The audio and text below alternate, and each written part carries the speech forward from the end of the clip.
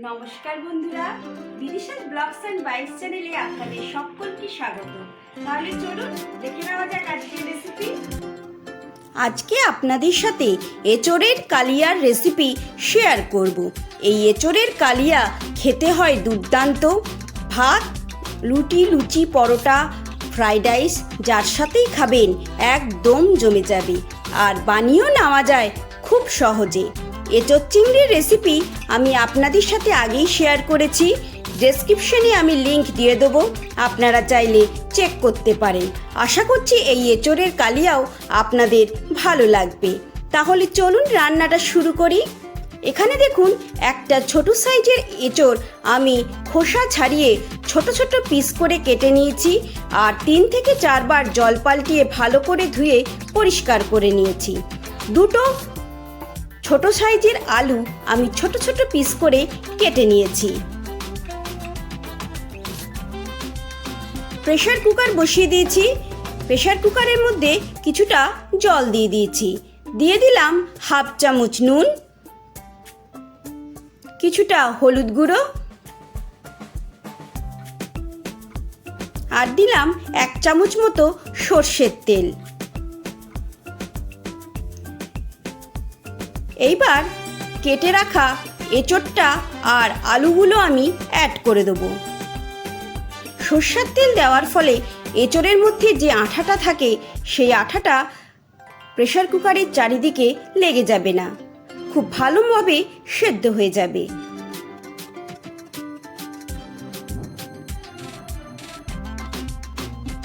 দেখুন এবার আমি আলুগুলোও অ্যাড করে দিলাম।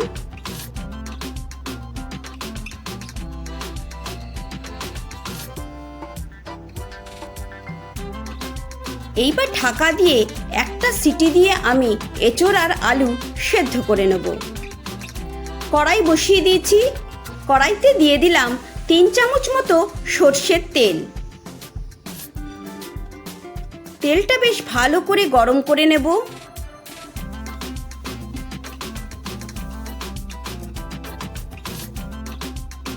তেল গরম হয়ে গেছে। এইবার সেদ্ধ করে রাখা এঁচোড় আর আলুটা অ্যাড করে দেব।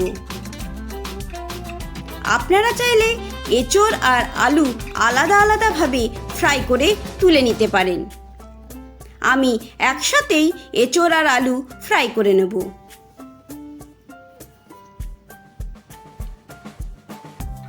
একটু ভালো করে মিশিয়ে নিলাম।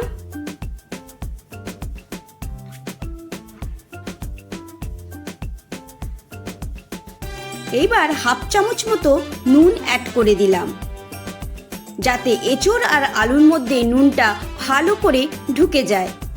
এইবার এঁচোড় আর আলুটা 3 থেকে 4 মিনিট ভালো করে ফ্রাই করে নেব।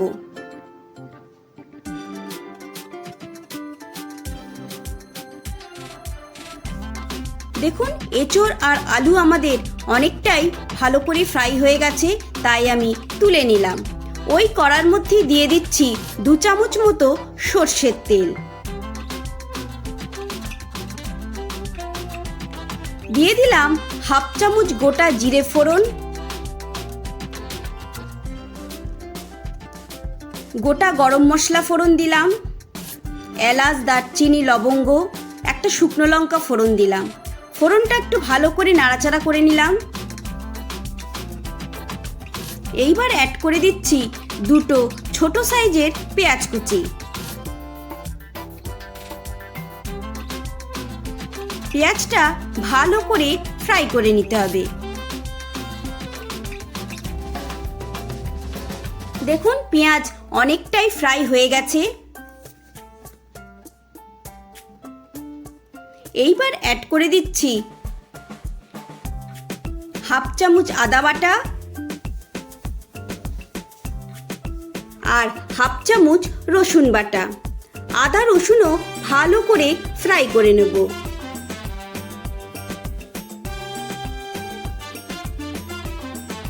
দেখুন আদা, পেঁয়াজ, রসুন সব ভালো করে ফ্রাই হয়ে গেছে।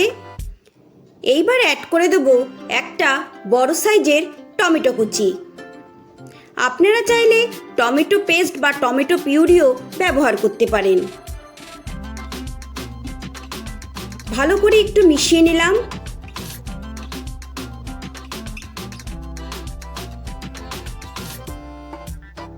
এইবার অ্যাড করে দিচ্ছি হাফ চামচ হলুদ গুঁড়ো, হাফ চামচ জিরের গুঁড়ো, হাফ চামচ ধনে গুঁড়ো,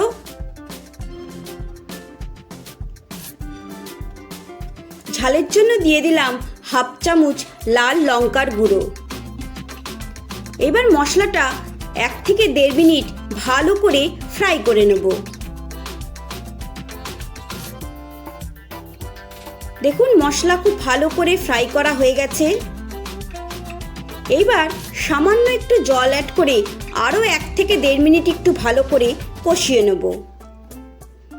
এইভাবে প্রথমে মশলাটা একটু ভালো করে ফ্রাই করে নিলে মশলাটা খুব ভালো করে কষিয়ে নিলে রান্নার স্বাদ খুব ভালো আসে। এইবার অ্যাড করে দিলাম পরিমাণ মতো নুন। নুনটা একটু দেখে ব্যবহার করবেন, কারণ এঁচোড় সেদ্ধর সময়ও আমি নুন ব্যবহার করেছিলাম, আবার এঁচোড় আলু ফ্রাই করার সময়ও নুন দিয়েছি। আবারও একটু ভালো করে কষিয়ে নিচ্ছি।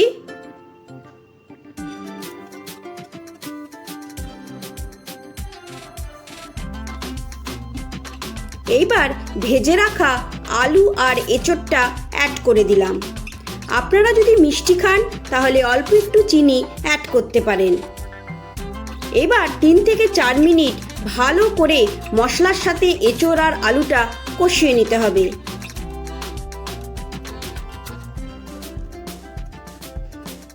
দেখুন খুব ভালো করে আমি 4 মিনিট মতো আলু আর এঁচোড়টা কষিয়ে নিয়েছি।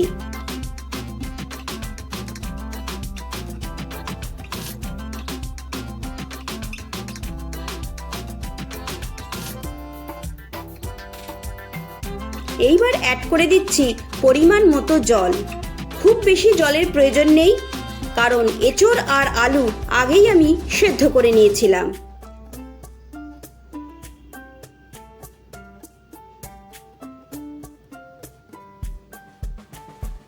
এইবার ঢাকা দিয়ে আমি 5 মিনিট রান্না করে নেব। 5 মিনিট পর দেখুন ফিরে এসেছি। কি সুন্দর কালারটা এসছে, দেখুন তেলটা চারিদিক দিয়ে ছেড়ে দিয়েছে আর ঝোলও অনেকটাই শুকিয়ে গেছে, একদম গামাখা তৈরি হয়েছে। দিয়ে দিলাম হাফ চামচ গরম মশলার গুঁড়ো। একটু ভালো করে মিশিয়ে নিচ্ছি। দেখুন এঁচোড় আলু সব ভালো করে নরম হয়ে গেছে।